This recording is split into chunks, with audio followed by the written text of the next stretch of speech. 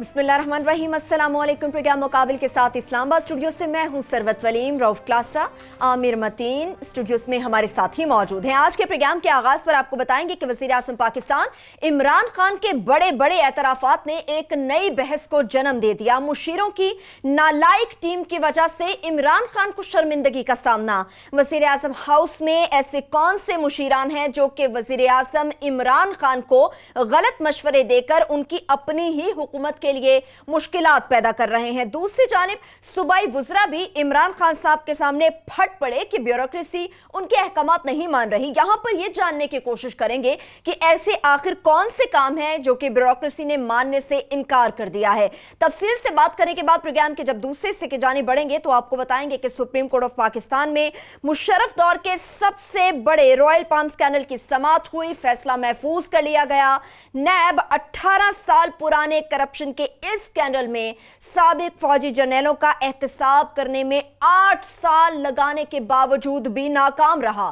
कौन से साबिक जर्नलों ने रेलवे की इस जमीन को गैर मुल्की फर्म को लीज पर दिया और मुबैना तौर पर कौमी खजाने को 25 अरब रुपए का नुकसान पहुंचाया, ये डिटेल तो आपके साथ शेयर करेंगे, मगर इसके साथ साथ वो कौन सी गैर मुल्की फर्म थी ये भी आपके सामने रखेंगे। प्रोग्राम की जब तीसरे हिस्से की जानिब बढ़ेंगे तो आपको बताएंगे कि MDPTV अरशद खान बरतरफ कर दिए गए। वज़ीर इत्तलात फवाद चौधरी ने नईमुल हक को भी चारों शाने चित कर दिया। PTV निगरान के तौर पर हसन मोहम्मदी के सपुर्द कर दिया गया। अब यहां पर यह सवाल है कि नया MDPTV कौन होगा, अब की बार किसकी मर्जी से आएगा और वज़ीर आज़म ऑफिस इसके लिए क्या बिसात बिछा रहा है, ये जानने की कोशिश करेंगे। और प्रोग्राम के आखिरी हिस्से में आपको बताएंगे हुकूमती इदारों की तबाही में सियासतदानों और ब्यूरोक्रेसी के साथ इस अवाम ने भी अपना भरपूर हिस्सा डाला है। 5 वर्षों में बगैर टिकट के सफर करने वाले 3.25 लाख रेलवे मुसाफिरों से टिकट और जुर्माने की मद में 16 करोड़ रुपए की वसूली का बड़ा इंकशाफ भी हुआ है। मगर सबसे पहले क्लासेस साहब बात करेंगे खान साहब की और उन्हें तराफात की। 21-22 साल तक ये ऑपोजिशन में रहे, हुकूमत में आने की कोशिश करते रहे, सब बेहतर करने की कोशिश करते रहे। एट दी एंड वो टीम ली जो खुद इनकी अपनी हुकूमत के मुखालिफ आके खड़ी हो गई है। मैं जरा पहले खान साहब की तारीफ से ये प्रोग्राम शुरू करना चाहता हूँ, चलिए उसके बाद हम दूसरी साइड पे रिवर्सल ऑफ रोल कर लिया आपने। हर गुड कैप बन गए आप। हर किस गुड काप नहीं बन रहा। मैं थोड़े से कोई क्या कहते गुड काप आपको सूट करते हैं सर, वो मेरे DNA में नहीं है ये गुड काप होना। मसला नहीं, असल में बात तो ये है कि इशू टू इशू चलना चाहिए, किसी में गुड और ये किसी आप में अपना को एडजस्ट कर रहे हैं। आप भी ठीक कर रहे हैं, आप भी ठीक कर रहे हैं। गुड कॉप गुड काप ये है। इमरान खान साहब की एक चीज़ की तारीफ़ की जा सकती है जो हमारे जैसे बिटर क्रिटिक्स भी करते हैं और करनी चाहिए कि कम से कम वो इतराफ़ कर लेते हैं कि यार ये मुझसे फ़लाँ चीज़ गलत मैंने कही थी, या मैं इस पर यू टर्न ले रहा हूँ, या मैं इसको रिवर्स कर रहा हूँ, या मेरी वो सोच ठीक नहीं थी अब मैं ठीक सोच रहा हूँ। अब इसको 2 तरीक़ों से देखा जा सकता है। एक उन पर तनकीद होती है यू टर्न की, ये कि लोग इसको यू टर्न कहते हैं। बाद लोग कहते होंगे मुस्तकिल मिजाज नहीं है, कि बाज़ लोग उन पर तनकीद करते होंगे कि जनाब आप माशाल्लाह समझदार हैं, 60 मेरा ख्याल 5-8 के करीब आपकी एज हो गई है। उसके बाद जो भी बात आपको निकालनी चाहिए मुंह से करनी चाहिए, कम से कम सोच समझ के करनी चाहिए। पर्टिकुलरली जब 22 करोड़ की आवाम से आप बात कर रहे हैं, मीडिया का दौर है, आप पे कैमरे हैं, आप पे एंकर बैठे हैं और क्लिप भी चलने हैं कल को आपको। सो आपने बड़ा सोच समझ के एक आपकी टीनेजर वाली गुफ्तगू नहीं होनी चाहिए, आपकी एक पक्की सुलझी हुई बात होनी चाहिए। इसलिए इमरान खान को कामयाबियाँ में मिलें कि उन्होंने बड़े इंतहाई एतमाद के साथ गुफ्तगू की कि जनाब हम ये भी कर देंगे, हम वो भी कर देंगे, हम ऐसे नहीं करेंगे तो वैसे नहीं करेंगे।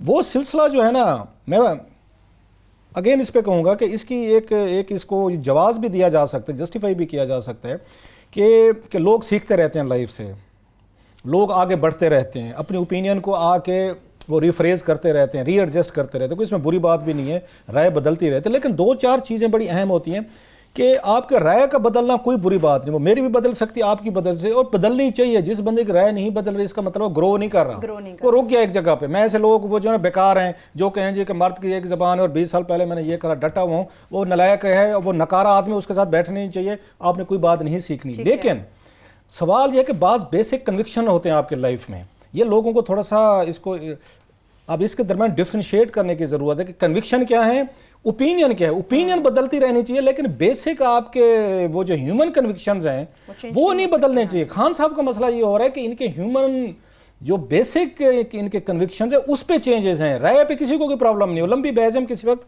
उसको डिबेट में ले आएंगे, क्योंकि मैं फ़ौरन इस तरफ आना चाहता हूँ। अब उनके लेटेस्ट जो उनका वहाँ पे आया है, पंजाब में वो गए हैं, उन्होंने फिर कहा है जी मुझसे गलतियाँ हुई हैं। वो गलती क्या थी कि मैंने शहबाज शरीफ को मैंने यहाँ चेयरमैन PAC लगाया और मुझे मेरे एडवाइज़र ने गलत मुझे मशवरे दिए, और फिर उस पर आगे बात करेंगे कि उनको वहाँ MNAs MPs ने क्या शिकायतें की, जो ब्यूरोक्रेसी हमारी नहीं मान रही, उस पर भी आते हैं। लेकिन मैं ज़रा इसको फोकस करना चाहता हूँ। आमिर साहब मुझसे ज़्यादा जानते हैं प्राइम मिनिस्टर ये ऑफिस में ये कौन कौन से उनके एडवाइज़र, मैं ज़रा देखना चाहता हूँ कि इनको एडवाइस कौन करता है। अगर सम अप करना चाहूँ वन लाइनर में, तो खान साहब के लिए मैं इतना कह सकता हूँ, जो की कंपनी के आपके दोस्त होते हैं ना, उनको उठा के अब एडवाइज़र के तौर पर लेके आएंगे तो ये डिबेकल भी होंगे, ये फिर आपके लिए एम्बेरसमेंट भी होगी, फिर आपके लिए ये अपने अपने लफ्ज़ों को आपको रिवर्स करना पड़ेगा, खाना पड़ेगा। जो के दोस्त होते हैं, मेरे भी हैं, आमिर साहब के, सबके होते हैं, कंपनी होती है ना, फ्रेंड्स होते हैं, उनको आपने अब्लाइज करना होता है और बड़े, किसी को ठेका दे दें, कारों की पार्किंग का दे दें, किसी को कोई किसी जगह पे लगा दें, किसी को यहाँ पे कोई मोटरवे का कॉन्ट्रैक्ट दे दें, इसी तरह ही करते रहे। शरीफ फैमिली भी यही करती रही है, जरदारी साहब भी यही करते रहे। शाम की कंपनी कह लें, रात की कंपनी। वैसे अभी बताया जा रहा है कि शादी के बाद जो है वो इंटरव्यू में उनकी बेगम साहबा कह चुकी हैं कि वो सिर्फ दफ्तर जाते हैं और दफ्तर से सीधा मैं पहले की बात कर रहा हूँ सर, ये मतलब ये सवाल ये है कि आपने अगर उठा के अपने ही जरा रात के या शाम के दोस्त हैं उनको ये आपने प्रमोट कर दिया है और सरकारी ओहदे दे दिए हैं कि आपने मुझे एडवाइस करना है, मुझे असिस्ट करना है, तो हजूर यही कुछ होगा जो आपके साथ हुआ है। और मुझे तो कोई इसमें हैरानी नहीं है। आप अपने ज़ाती दोस्तों को, जो ज़ाती हैं आपके या पार्टी के कुछ ज़ाती दोस्त हैं, अब्लाइज हैं, ज़रूर करें, ये हमारा कल्चर है, वी हैव टू। क्या करें, लोगों ने आपकी पार्टी के लिए खड़े हुए हैं, बाज़ ने फंडिंग की हुई है, बाज़ ने कोई आपके खर्चे उठाए हुए हैं, बाज़ ने कुछ और जो भी किया हुआ है सारा। लेकिन आपको फिर अकबर बादशाह की तरह थोड़ा सा सियाना होना चाहिए कि नौरत्न तो ऐसे रखें जो आपको मशवरे तो ठीक दें। मुझे ये बता, मैं किसी का नाम नहीं लेना चाहता कि मैं किसी की कोई मकसद, किसी की कोई दिल आज़ारी नहीं है। मुझे आमिर साहब एक नाम बता दें जो 8-10 का क्राउड है इमरान खान साहब के पास, कि इनके क्राउड में, इनके इर्द गिर्द एक नाम बताएं जिसमें ये जरूरत, एडवाइज़र की मैं कह रहा हूँ, एडवाइज़र जो है उसको एरोगेंट होना चाहिए, उसको काबिल होना चाहिए, रूड होना चाहिए और बादशाह सलामत से उसको डरना नहीं चाहिए। पूरे जवाब जो है सही देना है, डर के नहीं देना, डर के नहीं देने। एक बंदा बताएं जो इमरान खान साहब के मिजाज के खिलाफ उनकी मीटिंग में मशवरा देने, मशवरे की बात कर रहा हूँ, फैसला चेंज करवाना तो दूर की बात है, इमरान खान साहब का मूड देख के उनके खिलाफ की मशवरा दे जिसको खान साहब मान लें। आपने जब ऐसे ही अपने इर्द गिर्द एक क्राउड बना लिया है, अच्छा नवाज शरीफ साहब का भी यही क्राउड था, वो भी लतीफ़ेबाज उनके यार दोस्त थे सारे के सारे, सारी हुकूमत उन्होंने साग डार साहब को दे दी थी, आप संभालें। बेनज़ीर भुट्टो साहब ने ऐसे, आसिफ अली जरदारी साहब के हमने देखे कि उन्होंने भी अपने इर्द गिर्द इसी तरह के क्राउड रखे जो हुकूमतें चला रहे थे। सो खान साहब आज अगर रिग्रेट कर रहे हैं तो इसका किसी को वो ब्लेम नहीं कर सकते। शाम की कंपनी को उठाएंगे, उनको ओहदे देंगे, दोस्त बनाएंगे, उनको प्राइम मिनिस्टर ऑफिस में ले आएंगे। किसी ने आपकी वहाँ पे वो जमैमा खान वाले जब आपके केसेस चल रहे थे यहाँ पे सुप्रीम कोर्ट में, उन्होंने आपको मदद कर दी, उन्होंने पुराने आपको वो लेटर ढूंढ दिए, किसी ने कोई आपको मनी ट्रेल ढूंढ दिया तो उसको आपने साथ बिठा लिया, वो एडवाइस करेगा अपॉइंटमेंट्स कैसे होनी है। कोई मीडिया को एक आध कोई टेकाउन हथें चाड़ के जिसके साथ सुबह के आप नाश्ते फरमाते हैं तो वो आपको एडवाइस करेंगे। तो खान साहब फिर यही एडवाइस आपको मिलेगी। अगर आप 68 ईयर एज में भी आप नहीं गैस कर पा रहे कि मुझे ये कौन क्या एडवाइस दे रहा है, कितनी क्वालिटी एडवाइस दे रहा है, इसके पर्सनल इसके पीछे क्या ये मुहरकात हैं, और अल्टीमेटली वो कहते हैं buck stop at the prime minister office. इतना बड़ा ब्लंडर मारने के बाद एक अंधे को भी, हमारे जैसे एक नलायक आम आदमी को समझ आ रही थी कि शहबाज शरीफ वाला ब्लंडर आपको it will pay you heavily, ये आपको ये तंग करेगा। हम डे 1 से कह रहे थे तो लेकर खान साहब के एडवाइजर कह रहे थे नहीं खान साहब वो कहते ना चढ़ जा सोली, वो कहते ना हम बेटा चढ़ जा सोली राम भली करेगा, तो राम ने भली कर दिया सर। अब खान साहब कहते हैं मुझसे एक और गलती हो गई है, ये इनके एडवाइजर हैं, ये इनके अप्रोच है, इनके ये फैसले हैं।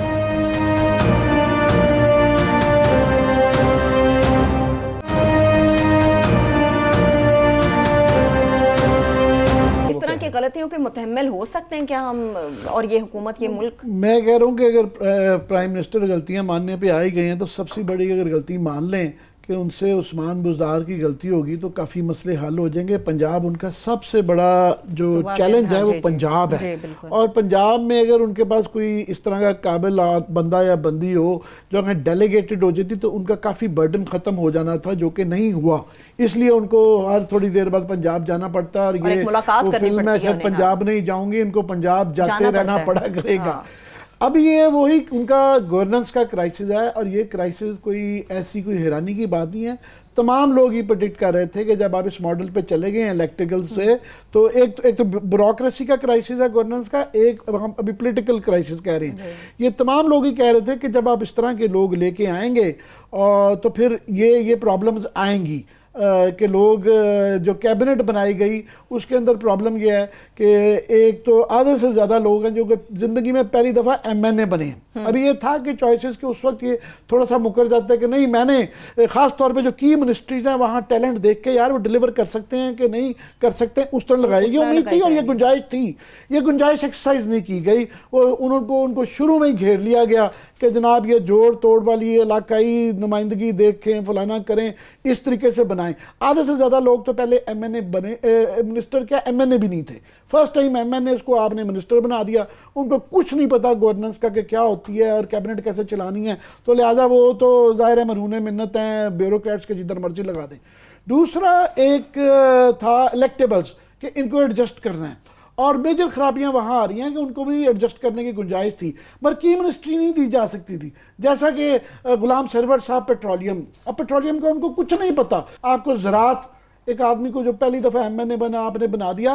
पाकिस्तान का गवर्नमेंट का ये क्राइसिस नहीं आ रहा है, ये बिल्कुल हम जो ये इकोनॉमी के बिल्कुल ये मुश्किलात हैं, और ये वाकई जो आईसीयू से जनरल वार्ड में आ गया है, और वो भी समझ जाते हैं हम उनका ज़्यादा अटैक हो रहा है कि जनाब ये जब इतना ज़्यादा ट्रेड गैप था, हमें समझ आती है कि इसको स्लो डाउन करना सूट करता था। मगर मार आपको दो चीज़ों से पड़ रही है, दो तीन मेजर मिनिस्ट्रियों से, आप चौथी भी शामिल हो गई है।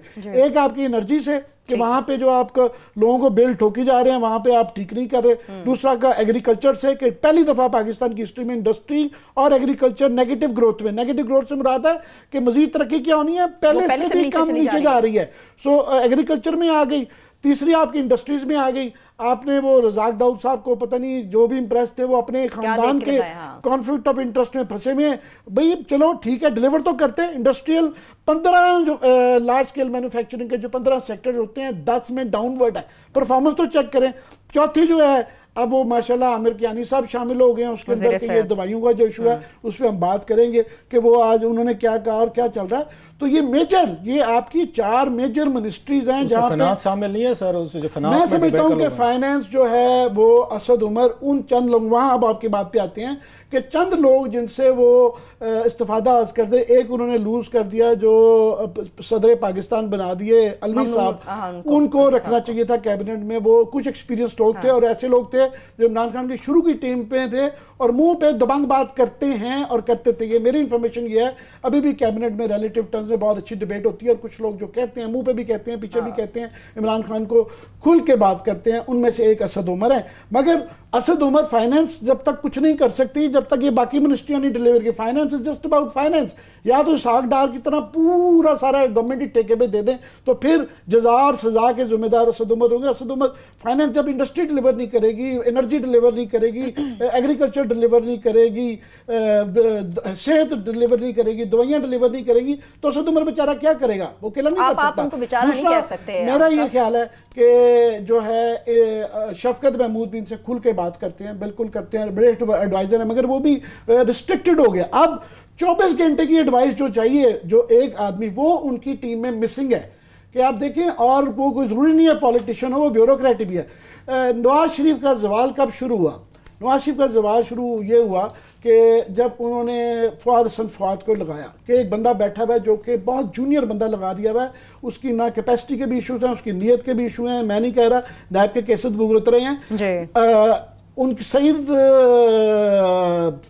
मेहदी साहब या उससे पहले अनवर जाहिद साहब, सईद मेहदी साहब वगैरह पे अखलाकी कुछ सवाल आ सकते हैं मगर उनकी काबिलियत पे शक नहीं हो सकता। उस तरह ही सलमान फारूकी साहब पीपल्स पार्टी में जो रखे गए थे उनके ऊपर अखलाकी सवाल बड़े हो जाते हैं, मगर ये कोई नहीं कह सकता कि वो बहुत समझदार आदमी नहीं थे, बहुत समझदार आदमी थे।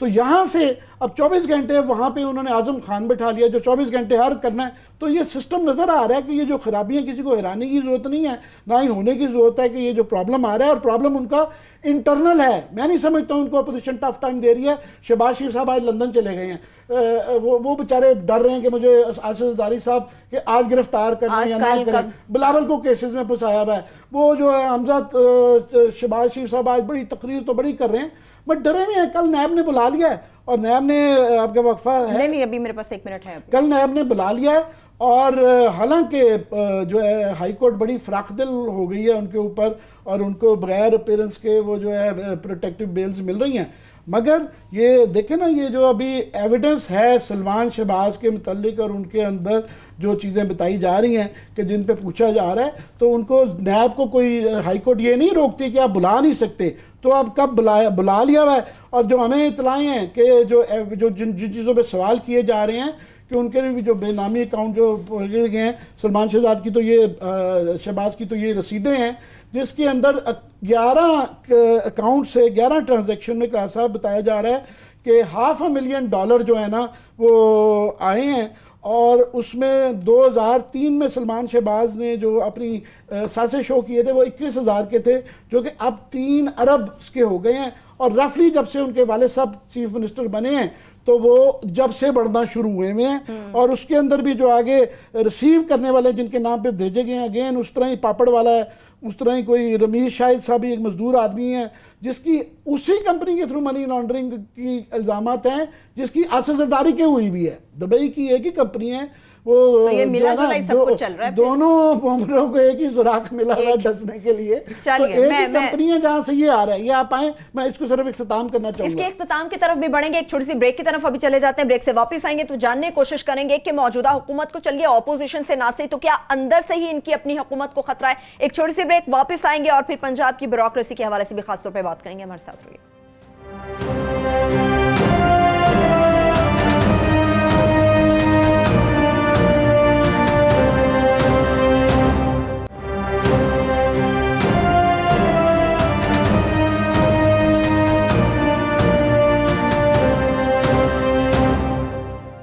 ब्रेक के बाद एक बार फिर से प्रोग्राम में हम आपको खुशामदेद कहेंगे। आप इख्तिताम की जानिब बढ़ रहे थे अपनी गुफ्तगू। जी, मैं बुनियादी तौर पे कि इनका जो क्राइसिस जो मसाइल आ रहे हैं पीटीआई गवर्नमेंट को, ये अपोजिशन के क्रिएटेड नहीं, ये इनके अपने सेल्फ क्रिएटेड है।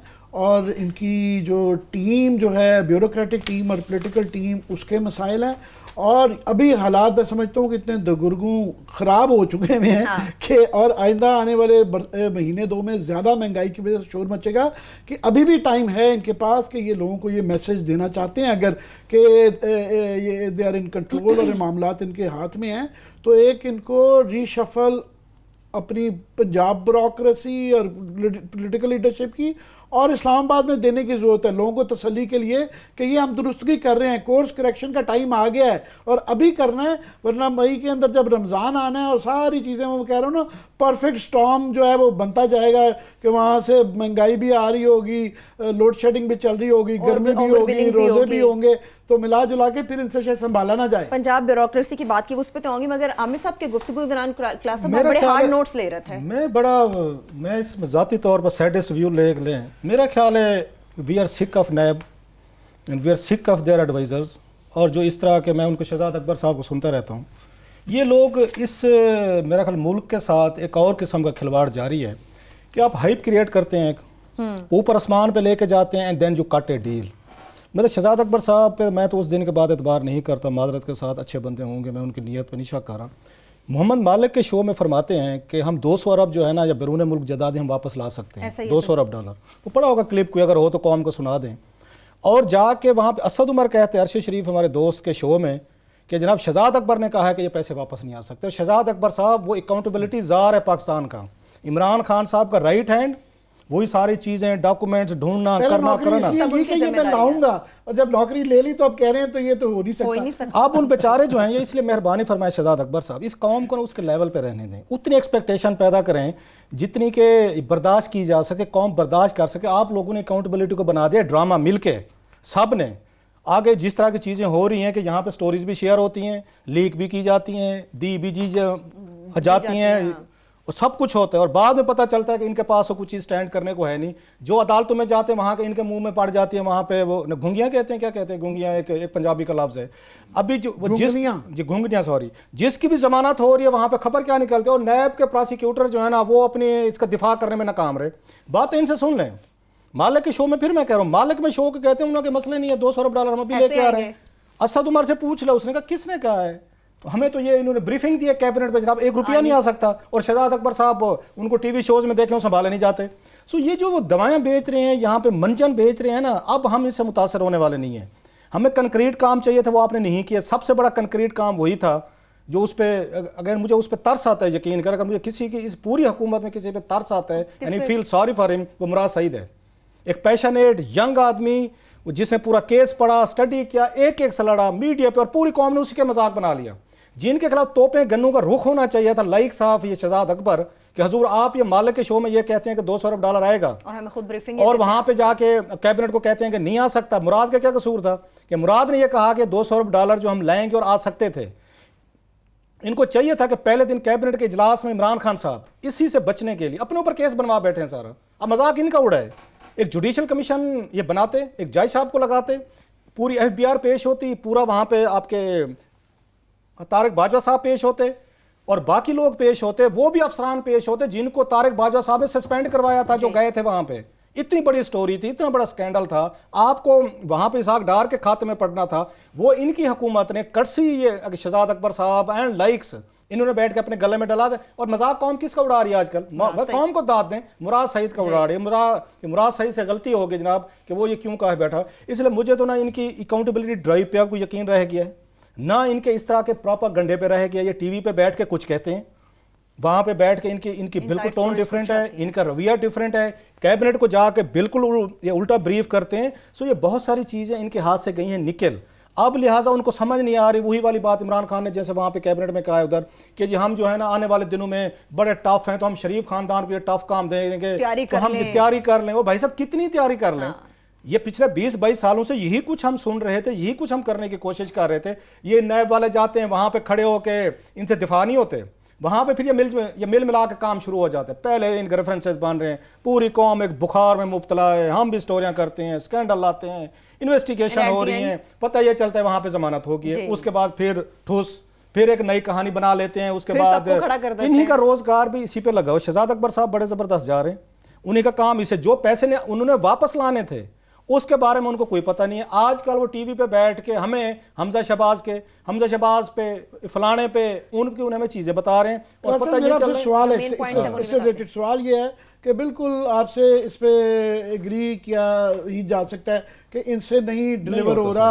एहतसाब की बातें ज्यादा करते हैं, इनसे एहतसाब का डिलीवर नहीं हो रहा। मगर सिस्टम में भी हमारे मेरा ख्याल ऐसा आ गया है कि बड़े आदमी को, ताकतवर आदमी को हाथ डालना जो है वो नामुमकिन हो गया है। वो उसके अंदर चाहे सवाल हमारी नैब पे, FIA, पुलिस, सारे इदारे के सिस्टम में ये जान ही नहीं है। तो वो जिनका क्लेम था कि ये सिस्टम को आगे ठीक कर लेंगे, तो इनका कसूर कितना है या सिस्टम का कितना है? क्या इमरान खान सीरियस होते जब शहजाद अकबर की ये चीज़ सामने आई थी और यहाँ पे पूरे क्लिप चलाए गए थे कि शहजाद अकबर मालिक के शो में कह रहे हैं जब $200 अरब आ सकते हैं, और असद उमर वो अरशद शरीफ को बता रहे हैं जी उसने कैबिनेट को ब्रीफिंग देनी है, he should have been dismissed and sacked. कि आप गलत एडवाइजर हैं, आप वहाँ पे टीवी पे कुछ और कहते हैं, लोगों को कुछ और उम्मीदें दिला के आते हैं, कैबिनेट को आपके यहाँ मिसगाइड करते हैं। इमरान खान ऐसे लोगों को एंटरटेन करता है, तो उसके बाद फिर जब इनके मजाक बनते हैं, जब ये कोर्ट में केस को आके वहाँ पे डिफेंड नहीं कर सकते, इसी वजह से नहीं कर सकते कि जो लोग इनके करीब बैठे हुए हैं उनका कन्विक्शन नहीं है। अगर कन्विक्शन होता तो मुराद सईद के साथ खड़े रहते सारे, उनका मजाक ना उड़ाते, फवाद चौधरी उनका मजाक ना उड़ाते कि वो देखें 200 अरब बाहर नहीं गए, वो अरब जब आए थे, ये मजाक उड़ा रहे हैं उनका। उसके बाद ये आपके शहजाद अकबर साहब ये बातें करते हैं वहां पे बैठ के कि कैबिनेट को कह रहे हैं पैसे वापस नहीं हो सकते। आपने किसी दिन ट्राई किए? आपने बैठ के सारी चीजें पढ़ी हैं, समरियां पढ़ी हैं, कागज आपने डॉक्यूमेंट्स देखे हैं। दूसरी बात जो आपने की है ना ब्यूरोक्रेसी के हवाले से बड़ी अहम है, वो इमरान खान साहब को आप नहीं समझा सकते।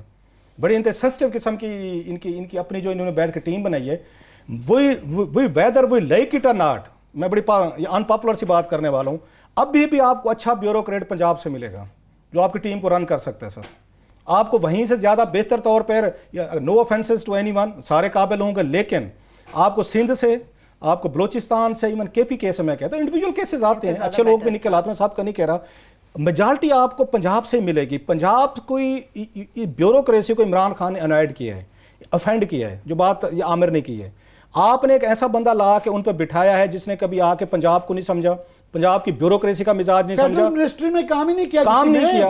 एक 1.5 करोड़ के सूबे को चलाना और एक आपके 12 करोड़ के ये सूबे को चलाना और पाकिस्तान की सबसे बड़ी ब्यूरोक्रेसी को ये चलाना, इमरान खान साहब ने क्या किया है? इनके पास, इनको चाहिए था कि प्रिंसिपल सेक्रेटरी इनको तगड़ा रखना चाहिए था, ये दबंग होता, उसकी इंटेग्रिटी होती है। मेजर मिनिस्ट्रीज का एक्सपीरियंस होता। फौज के अंदर फॉर एग्जांपल सीएनजी जो लगता है या कोई कोर कमांडर लगता है, वो देखते हैं कि इसकी कमांड की पहले इससे पहले क्या क्या सर्व कर चुका है। आपने जब वही अपने उस पे ज्यादा ट्राइबलिज्म की तरफ जो है ना, पेट्रोनेज की तरफ गए ना, वही वाले शाम के दोस्त थे, उनको आपने आके अपना एडवाइजर लगा दिया। जो आप समझते थे 2-4 वो थे, उनको आपने अपनी टीम में शामिल कर दिया। अब खान साहब को समझ नहीं आ रही कि पंजाब की ब्यूरोक्रेसी में साथ तामुल नहीं करेगी। वो कैसे करेगी? ग्रेड 21 का अफसर जब वो आपके पंजाब को चलाने की कोशिश करेगा, फेडरल हुकूमत के सीनियर ब्यूरोक्रेट्स को चलाने की कोशिश करेगा, वो नहीं चलेगी आपसे। ये खराबी की बुनियाद आपने खुद रखी है खान साहब, की ब्यूरोक्रेसी आप पे नहीं चली। पंजाब में आपने ब्यूरोक्रेट किस तरह तैनात किए कि ये फलां पार्टी का चाहिए, ये जट्टों का ये नॉमिनेटेड है, ये अराइयों का नॉमिनेटेड है, ये राजपूतों का है, ये शेखों का है, ये वही है ना। आपने क्या पंजाब को अच्छे आइडियल दिए हैं? आपको पता है कि आपने किस किस के दबाव में किस किस बंदे को अपॉइंट किया है। जब ये पूरा ब्यूरोक्रेसी को पता है कि हमारे ऊपर जो बंदा बैठा है ये फलां, ये आपके बड़े आदमी का सिफारशी है, ये खान का सिफारशी है, ये चौधरी का सिफारशी है, ये जनाब उनके गुज्जर साहब का है, मलिक साहब का है, या आपके कुरैशी साहब, गिलानी साहब का है, तो सर वो नहीं डिलीवर कर सकेंगे। ब्यूरोक्रेसी आपकी रिस्पेक्ट उस वक्त करेगी जब उनको पता होगा कि इमरान खान मेरिट पे अपॉइंटमेंट्स कर रहे हैं। इमरान खान साहब मादरत के साथ मेरिट पे अपॉइंटमेंट्स नहीं कर रहे। ब्यूरोक्रेसी के बगैर इनका काम नहीं चलेगा। ये थ्रेट्स देने से, ये धमकियां देने से इनका काम वहां पे ठीक नहीं होगा, क्योंकि बेसिक स्ट्रक्चरल इन्होंने जो अपॉइंटमेंट्स किए हैं अपनी टीम में, जो आमिर मतीन एक दफा नहीं है 9 महीने से बार बार एक ही बात कहते रहे कि खान साहब आपकी टीम के साथ प्रॉब्लम है। अब खान साहब उसको मानने को तैयार हैं, वो डिनायर में जाते हैं। हॉर्स बिफोर द कार्ट हम कहते रहे कि पहले ब्यूरोक्रेसी को दुरुस्त कर ले, वहां निजाम बना ले, फिर पॉलिटिकल सिस्टम लेके आए। अब पंजाब में वही हुआ इलेक्टेबल वाला सर। अब पंजाब वाले कह रहे हैं आपके सारे एमएनए एमपी पड़ गए, उन्होंने ब्यूरोक्रेसी हमारे काम नहीं करती। आपने क्या काम करवाने इनसे? वो काम कौन से हो सकते हैं? आपने क्या काम करवाने हैं? ब्यूरोक्रेसी आपके काम नहीं करे, हमारे काम नहीं करते। अपनी मर्जी का एसएचओ चाहिए, अपनी मर्जी के काम चाहिए कि हमारे बंदों को छोड़ दिया जाए और हमारे शरीकों के बंदों को सबको गिरफ्तार करके पेटी लगाई जाए। बिल्कुल, चाहे यही काम है या फिर इससे कुछ अलग और मुख्तलिफ काम भी है। एक छोटी सी ब्रेक से वापस आएंगे, इस पर तफसील से बात करेंगे, मगर इसके साथ साथ रॉयल पाम स्कैंडल से मुतालिक भी बात करेंगे कि नैब 18 साल का ये पुराना स्कैंडल है जिसमें साबिक फौजी जर्नैलों का एहतसाब करने में 8 वर्ष लगाए मगर फिर भी नाकाम रहा। इसका फैसला महफूज कर लिया गया। इससे मुतालिक बात करेंगे, हमारे साथ रहिए।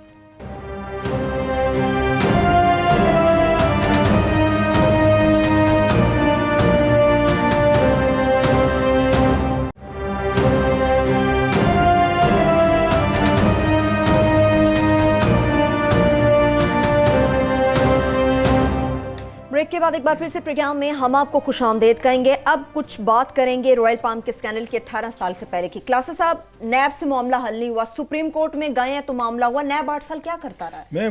मुझे वो याद है, ब्यूरोक्रेसी की बात कर रहे थे हम, छोटी सी जस्ट वन ये कमेंट करूँगा। खान साहब को आदत डालनी पड़ेगी कि दबंग, पढ़े लिखे और साख वाले लोग वो आपको इनकार करेंगे, गलत काम नहीं करेंगे। आपको आदत डालनी पड़ेगी कि ऐसे अफसरान को अपने साथ डिजेस्ट करें जो आपकी गलत बातें ना माने। ऐसे अफसरान और ऐसे पॉलिटिशियंस को, ऐसे एडवाइजर को अपने, फिर मैं कहूँगा बार बार मैं कह रहा हूँ, शाम के दोस्तों की कंपनी को ज़रूर उनको अब्लाइज करें, जरदारी साहब की तरह और नवाज शरीफ की तरह। उनको एडवाइज़र नहीं बनाते होते, उनसे मशवरे नहीं लेते होते। वो एक डिफरेंट बॉल गेम है सारी की सारी।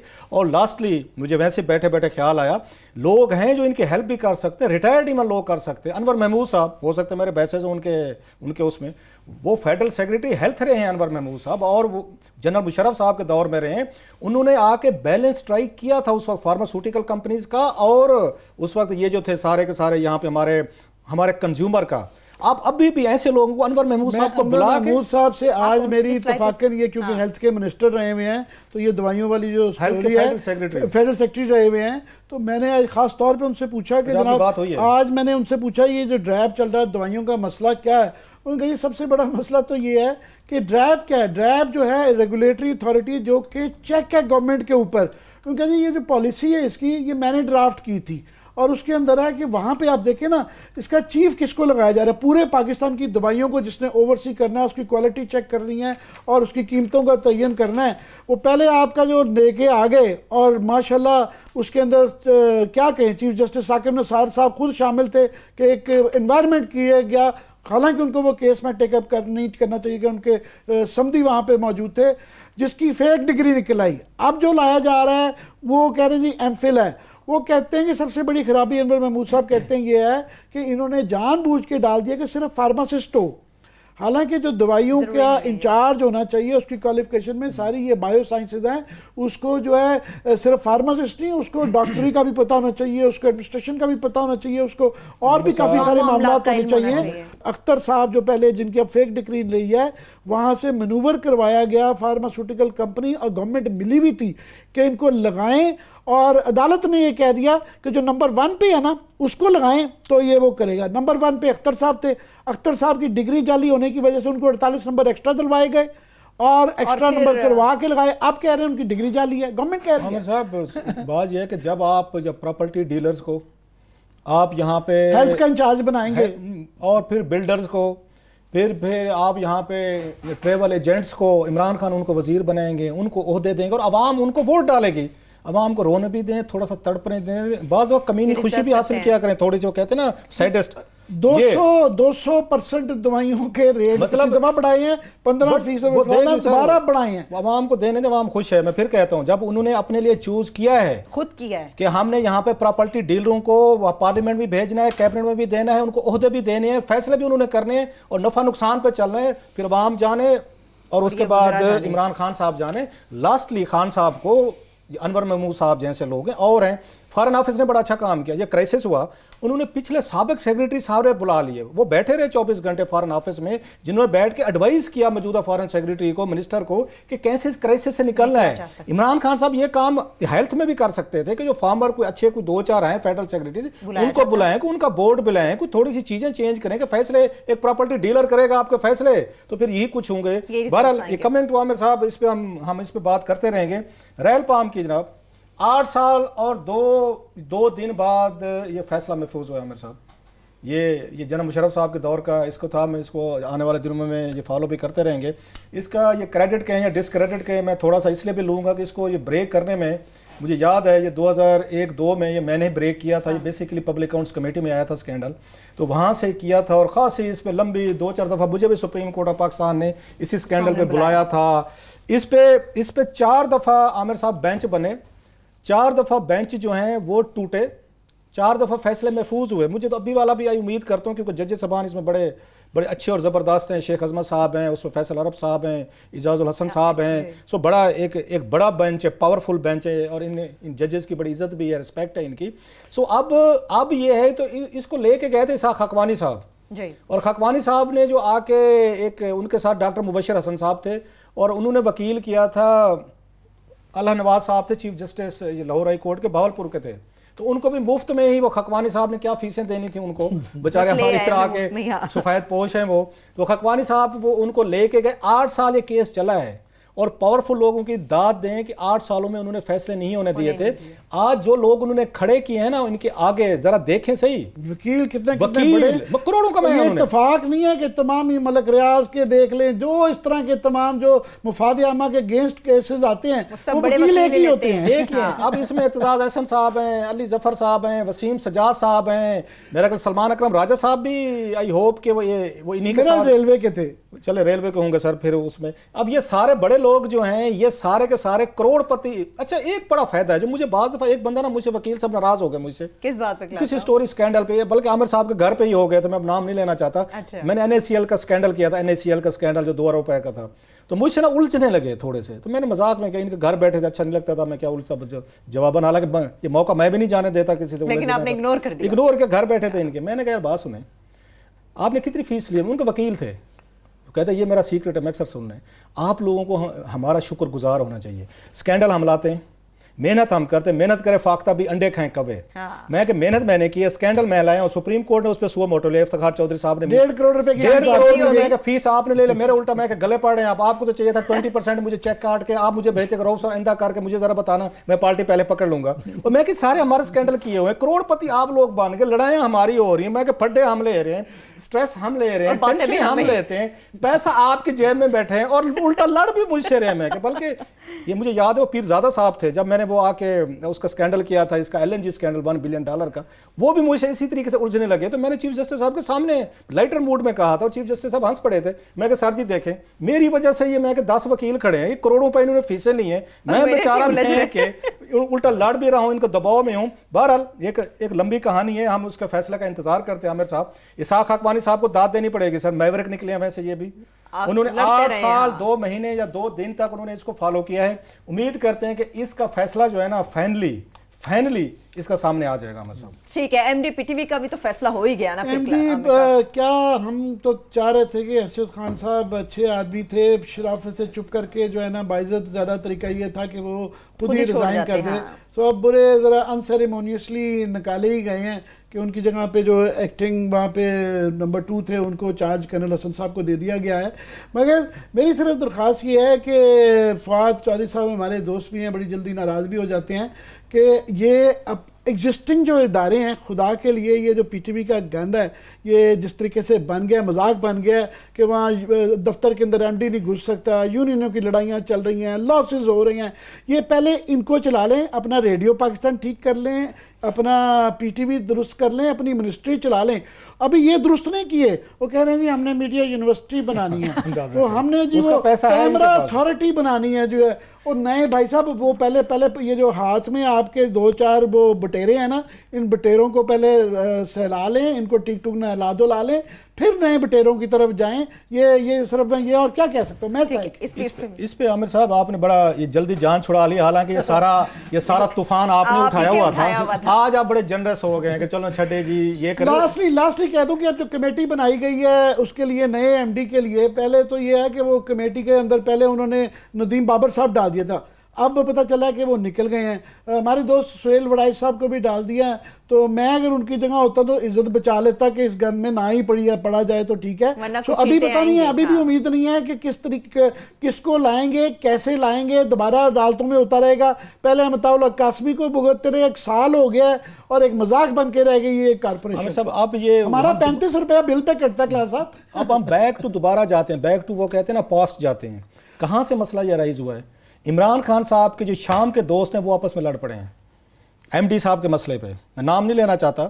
शाम के 2 दोस्त जो हैं वो लड़े। एक दोस्त ने जो है उन्होंने अरशद खान साहब को लगवाया, एमडी लगवाया, ठीक है। दूसरे जो शाम के दोस्त हैं उन्होंने कहा जनाब कि नहीं, ये तो नहीं। एक आपके वजीर थे, वजीर ये वर्सेस आपके फ्रेंड्स। अब फिर हुकूमत कैसे होनी थी? आपने तमाशा बनवाया, मजाक, एक इदारा, कौमी इदारा तबाह हो गया। 2-3 महीने वहां पे हंगामे होते रहे, वहां पे पीटीवी यूनियंस होती रही। ये चौधरी फवाद हुसैन साहब ये समरिया लेकर रोजाना कैबिनेट में जाते थे, आज इनको जनाब हटा दें, आज नया बोर्ड बना दें, आज इसमें ये डाल दें, इसमें फलां कर दें। PTV board even Imran Khan साहब के वो दोस्त शाम के दोस्त हैं, उनका ज्यादा उसमें अमल दखल था। सो ये लड़ाई अगर ये आपने एंड करना था खान साहब ने, यही बात तो 2 महीने पहले से हम कर रहे थे, कोई वन वे और द अदर आप इसको फैसला कर लें। खान साहब ने बैठ के इसको प्रोफेशनली नहीं देखा उन्होंने, अभी भी मुझे नहीं पता। और बड़ी मजे की बात है जो मेरे लिए हैरान कुन है थोड़ी सी, कि वो शाम के जो दोस्त हैं वो हार गए हैं इस बैटल में। फवाद चौधरी साहब है फाइनल लॉ, लेकिन मुझे ये लगता है एज मिनिस्टर हम उनके कई चीजों में नाक़िद हैं, मगर एज मिनिस्टर उनको पीटीवी से नहीं निकाला जा सकता।